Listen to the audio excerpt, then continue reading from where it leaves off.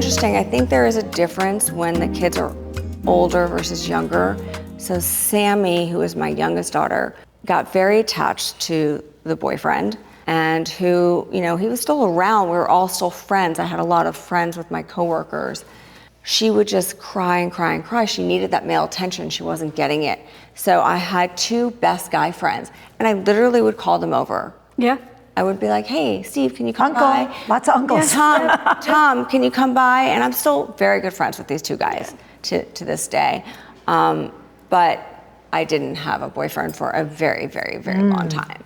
And dating, if I chose to go on and spend that $12 an hour, which is what it cost at the time, it was, I liked the guy, I wanted to go out with them, but nothing really ever came till later.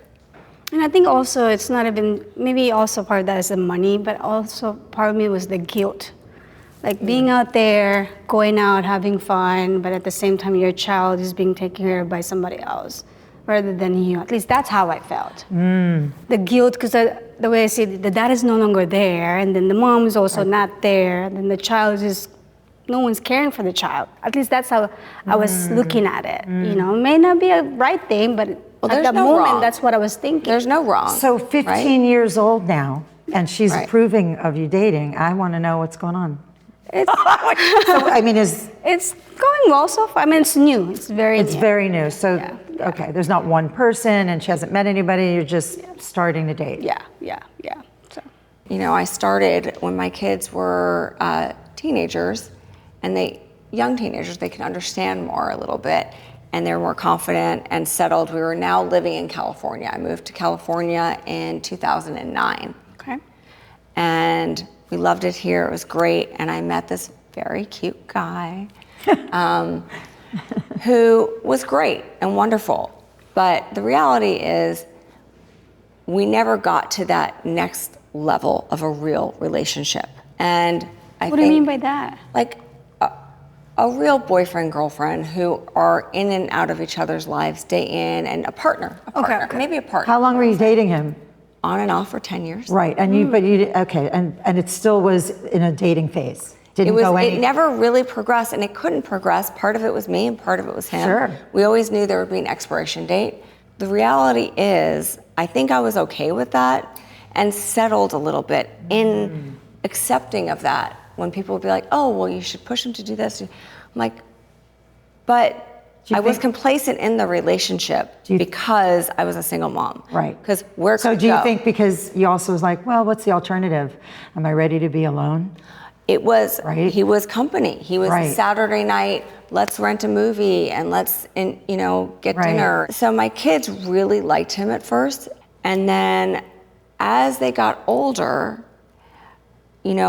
and I realized, and they realized. Because they were they were teenagers. Now they're teenagers. And now here's a guy who is dealing with a single mom and teenagers. And, well, he doesn't want to be a stepfather, really, to them. And they probably vibe that. But they adored him, and he adored them. But it wasn't, we wound up breaking up.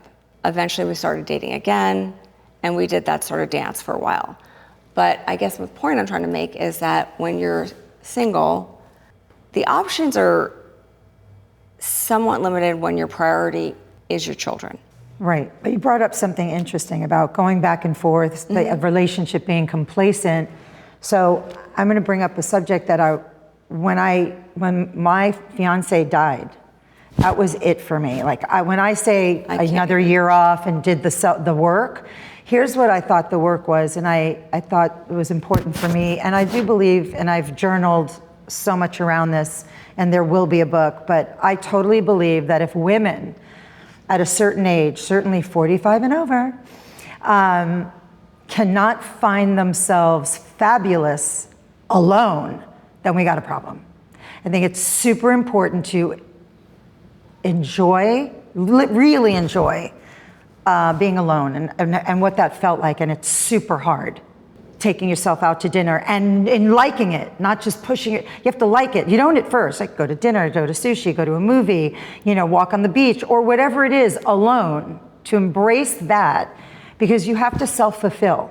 You Right. can't, at the second half of life of 45 and plus, and single women raising kids, and the kids are getting older, yeah, we love to date, and we're still beautiful and sexy and whatever it is, right? And we want to date, we want men, and we want to feel desired. But the most important thing, in my opinion, and for me, was embracing and enjoying really my alone time. My focus really, it's almost like, obviously I have my emotions and everything. I put myself completely aside from everything that I'm supposed to be feeling and just focus on this kid who needs me, and because she's got no one else. So I can't be having, like you said, settle for somebody just because I have also needs, right? Whether that's emotions or mental. It's almost completely just removed to the equation. Right. I just never had, me personally, never had that situation. It's almost like I said, and I think part of that when I try to date also because men do require, like obviously you go out, see them constantly, where I can't be available all the time besides work and kids. Men tend to be needy in a relationship. You think? And then I never really have that, like I said, it's not about the need. It's more of, obviously, in the right time, I would like one, I would want one that become a partner. So it's never, maybe not in my situation. As for a relationship, I've never really had a long, serious relationship, not because I didn't want to, not because actually I was blessed that all the guys that somewhat I dated was really good guys. It's just that I know the relationship is so needy that I have to put in time, I have to put in all the energy. It's just that not fair to them. So it never really, probably at the longest I've had, maybe 3 months, and I just almost like it's not gonna work out because I know we'll never be able to deliver, being able, finding the time, I just can't, unfortunately. Have you ever met a guy that you really wanted to bring in and meet your daughter? I did. There was one guy that I thought possibly could work out, but the ex-wife is a little too much, or actually not wife, ex-wife actually. The divorce was very toxic, and I didn't want my kid to be part of that if that becomes serious. So it's not the environment that I would like for my daughter. Well, now that you're starting to date, you have a checklist, and all I these do. men, Yeah, we all have a checklist. You can start though checking off the boxes that you know that you don't want in the next relationship. Yeah, so far this guy. But I don't know. I'm 17 years older than you. Okay. Which flips me out saying so. I really think that you've used the word needy a lot.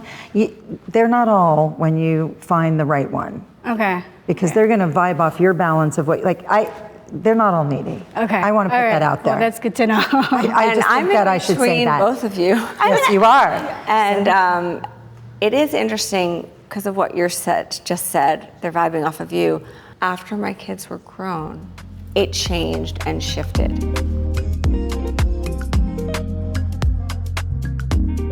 Present day here now, during COVID, I was swiping away. And so many one and dones, right? But I have a great love story from COVID, and it's 3 years. I have to say this because nothing's ever going to be perfect. No relationship's ever going to be perfect. My boxes have gotten shorter, and what's more important to me, and to know that at this stage of the age that I'm at, I met my man, and it's 3 years, and he's amazing. And I think the universe absolutely speaks to us. He's got an ex-family. It's not my work. It's awful. He's not worth dumping over the baggage that he comes with, and he comes with baggage. But we have to understand it's not our work. It's their work, and they're big boys or girls that need to start doing some of the work. So, I met my forever. He's amazing. He checks off the most important boxes, and then there's the baggage. What are those for you? Yeah. Well, let me start with the baggage. Because the baggage is really ones that I like what you say, smaller boxes, but they're important big box. issues, Yeah, right? yeah. But they don't really impact me. So he's got 2 kids that want nothing to do with me. or actually, unfortunately, him. They're kind of getting it with him now. That was a, terrible divorce twice, separated once and now divorced. But here's the thing about the baggage. It's his baggage that doesn't really, at this phase in my life, being 62 and where we're at and I'm at, doesn't really come into my play at all. Plus they live in New York, thank the Lord Almighty. Just saying thank you so much. Because it would be a different story if they were here. Yeah. But as I say to him, the most important thing with your baggage is that you repair your damage with your baggage. Those are your kids. You've got damage. That's not my damage. And it's not my baggage. But he comes with baggage and it's difficult, but not worth me going see it sayonara or anything like that. But so you'll take the baggage. I take the baggage. Again, it's baggage that he comes with. Right. It's not my work. Right. It's his work. That makes sense. I can only support him in this situation and try to make his relationship with his kids better. Not my work, but I'm sure. Listen, I got baggage. I've got, we all have past, but we come with a lifetime. Never all good. It's how we accept baggage, right? Right. Well, when I was back to my work situation, and I was dating this man for a very long time, I want to say 7 years. And, you get close during that time, but it was difficult because my kids got attached. Is this the one that's? Yes. So my kids got attached to him, but his baggage, okay? He had a teenage daughter. And I think that by the time we started talking about, that next phase of life, or really by the time we got to that next phase, that next step in our relationship, it was a little too late. Had we done it earlier, it would have been easier. But a teenage daughter at age 13. Oh. Hard. And I remember saying to him, I think we need to slow it down right now because I don't think your daughter's going to, I don't think she's doing well with this right now. And I absolutely adored her. I mean, she's a great girl. And to this day, it really does break my heart that I don't have a relationship with her anymore. It's hard when you're trying to deal with baggage. And I hate to use that word, but that's what it is. I come with 2 kids. In that relationship, he came with a daughter. And that's hard to figure out what to do, how to unpack that baggage. Right. How do you unpack it properly? Right. I don't like the word baggage as well. Yeah, maybe that's the wrong word. I don't like that. Maybe the challenges. The challenges. And I think in the relationship I had with my fun relationship, in that way I came with 2 kids. And how does that work? I think it's hard. It's hard all the way around. It's hard all the way around. But I will say, my present day situation is incredible to see how some other people, I've learned so much. My boyfriend now, he and his ex-wife are best of friends. And they made a conscious decision when they got divorced. Their child was 6, and I now look at him and I look at his lead and how they communicate. And it's been a great role model for my kids now because they adore him and I adore his son and we all get along. I mean, we go to dinner at his in-laws. Ex-in-laws. We still call them his in-laws many Friday nights. I would say maybe at least once a month we go and have dinner with his in-laws. And that's how he looks at them. It's interesting how different people handle different situations. So I've learned a lot in this current relationship. I get along so well with his son. I can't wait till his son comes for Thanksgiving and we'll watch movies and we'll make popcorn and we'll have a great time. And then my girls absolutely adore his son and we all have family dinners and have a great time together. So yeah, but they're adults now, so young adults. I think part of the reason why I have not really been serious about dating, not only because I know my daughter needed my full attention. When my daughter was little, my ex-husband is very toxic. He would come and visit to my house, play with my daughter, hang out with my daughter. He would check on my phone, communicating with this guy, and then he would text him to leave me alone. I know that when... Your ex-husband would come over to see his daughter. While I'm me doing something in the kitchen. But you would be home while he I would was be, visiting. yeah, because that was my rule. Because became an alcoholic, so I would never want him to drive my daughter. Got it. So, but you would be that's home in the tough. house while he was there. Yeah, I was in the kitchen. They're, hanging out. And he would go through your phone? I guess I would leave my phone at the okay. I did not know. So I Wow. leave my phone. He would text the guy that I'm talking or seeing at the time. And I know that's a pattern I know that if he's around, he will do that constantly, whatever. He's always going to be. He did not get over you. It's not about get over me, it's about control. It's about just, this is mine. This was mine. And no matter what, it will always be mine kind of control. Not because he cares about me or my daughter, it's about just control. Were you married a long time before you had a baby? 6 years, 7 years maybe. I got married young, yeah. Because my ex-husband's a little controlling. That part of our divorce agreement was not to have a man in my house. I did not care, put it in writing, as long as my child is with me 100%, that's all I care. Which is one of my lawyers said, this is not right. I don't care.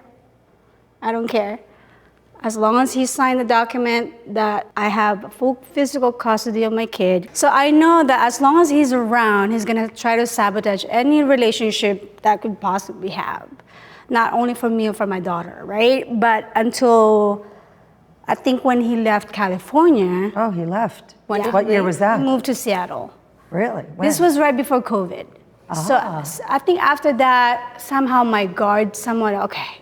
Yes. My bigger baggage, because I never thought my daughter is a baggage, challenges. Right. But him completely, any people around me, he would try to just toxic. So when he left, moved to Seattle, I know that my life and my daughter's life will be as peaceful as possible. So if you're talking about baggage, that was my baggage. I never had baggages like dealing with the blended family or relationship. Not yet, at least. I don't know. Your ex-husband was your baggage. Yeah, he was 100%. I get that. Very toxic, so. We've been talking for a while about being a single parent, and you mentioned a lot about doing the work and being empowered. I just want to share with both of you guys the biggest compliment I got from my daughters. They said to me, Mom, thank you. I'm like, thank you for what? Thank you for making us so independent. We feel light years ahead of our peers because their moms and or dads did everything for them. And by you being a single mom, and while you did your best, you weren't always there to grab everything. Sure. So it made us more independent. And to me, that was just a huge compliment. Absolutely. Yeah. What I hear from today's conversation, for sure, is our ex-husbands and baby daddies were really not present in critical times and for long chunks at a time. And mine couldn't move further enough. He didn't know what to do with himself. Never present, no consistency, which made that just more validated on all the decisions I was making for the girls, right? Right. But obviously now he's actually out of state. He lives in Mexico, yeah, out of the country, actually. Wow. Now he has nothing here and he's in Mexico. Now, along those lines of being a badass single mom and making sure that the girls can see that they don't always need a man around, right? But girls do want their dads. There is a special relationship. Absolutely. And as the years go by, whether he was there or he wasn't there, again, for what I have seen in my family history is that not so much the quantity, but Mark learned that it's about the quality. So when I'm going to spend the time with the guy, and this is years now, we are all so close and everybody's super present and super together wherever it has to be. It's just interesting that as much as they weren't present throughout their life and how present they are now, and he doesn't even live in the same country. Right. And he couldn't be more present. So it's just interesting.